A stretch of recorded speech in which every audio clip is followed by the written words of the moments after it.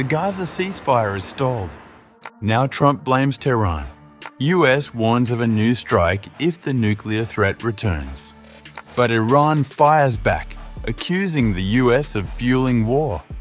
This is VERTEX, and the Gaza front may be shifting to Iran.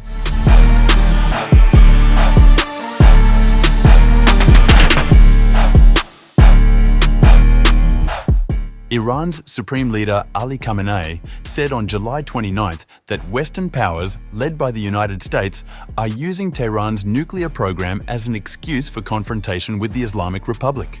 During a ceremony marking the 40th day of the deaths of Iranian military commanders and scientists killed during a recent 12-day conflict with Israel, Khamenei said, "What they present as nuclear enrichment and human rights are just excuses. The real story is something else, and the Iranian nation, God willing, will not abandon their religion and knowledge.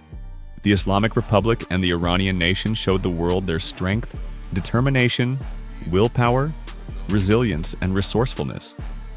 Speaking at the Imam Khomeini Hosseinieh at his residence in Tehran on Tuesday, Khamenei addressed families of the deceased and government officials.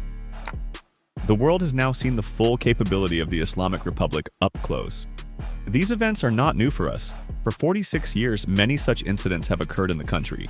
Our enemies incited an 8-year war, carried out sedition, incited weak elements against the nation, and coup. The Islamic Republic overcame all of these. His statement comes as Israel's Defense Minister, Israel Katz, threatened again to renew attacks on Iran and assassinate Khamenei. The Yedioth Ahronoth newspaper quoted Katz as saying during a visit to Ramon Air Force Base in southern Israel, "I want to send a clear message from here to Dictator Khamenei. If you continue to threaten Israel, our long arm will reach Tehran again with even greater power, and this time personally to you too." Khamenei added that Iran would not abandon its twin foundations of religion and knowledge despite mounting international pressure. "With God's help, we will continue to take great strides in strengthening our faith and deepening our scientific achievements. To the dismay of our enemies, we will elevate Iran to the height of progress and pride." Iran's nuclear program has long strained ties with the West, which accuses Tehran of nuclear weapon ambitions, a charge Iran denies, citing peaceful intent.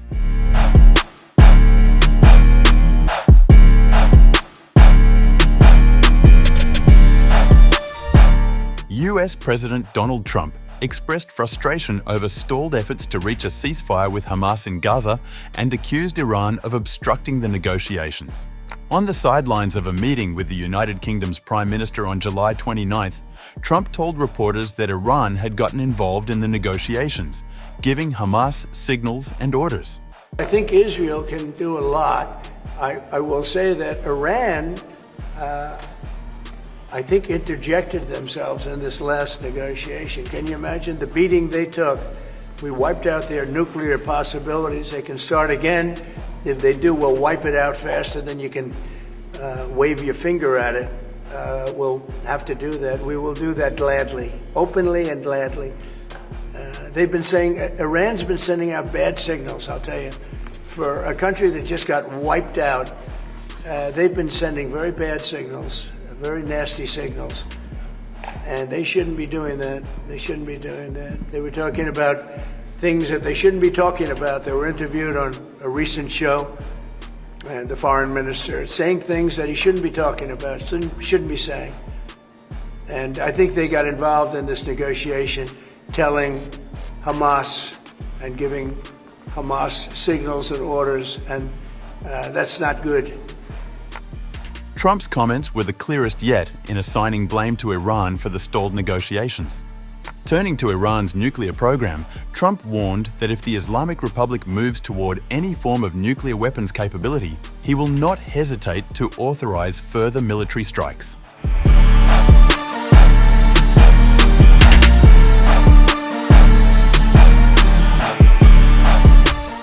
Meanwhile, Iran's Foreign Ministry spokesman Esmail Baghai strongly rejected US allegations of interference in Gaza ceasefire negotiations, dismissing the claims as utterly baseless.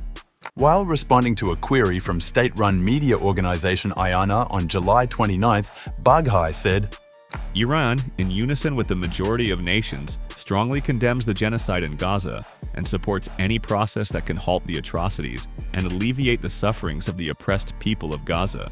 Hamas negotiators are fully capable of discerning and pursuing the best interests of the oppressed people of Gaza, rendering any third-party interference unnecessary. He categorically dismissed allegations of Iran's interference in the negotiations.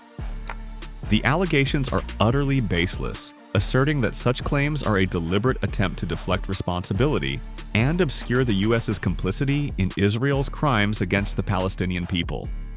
The Iranian diplomat urged U.S. officials to work toward a lasting ceasefire in Gaza by stopping weapons shipments to Israel, pressuring it to end the genocide, and allowing humanitarian aid to enter and be distributed through established international channels.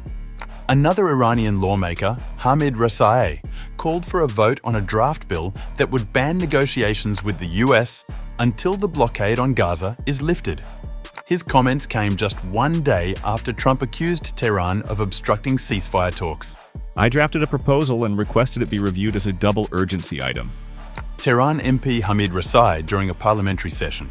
According to this proposal, any negotiations with the U.S. must be tied to the end of the Gaza siege. I keep following up, but this proposal is not being raised.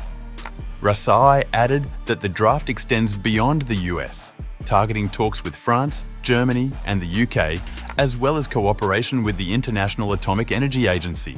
This is not just about the U.S. The crimes in Gaza are happening with the full backing of Europe, and the agency cannot be treated as neutral while silence continues.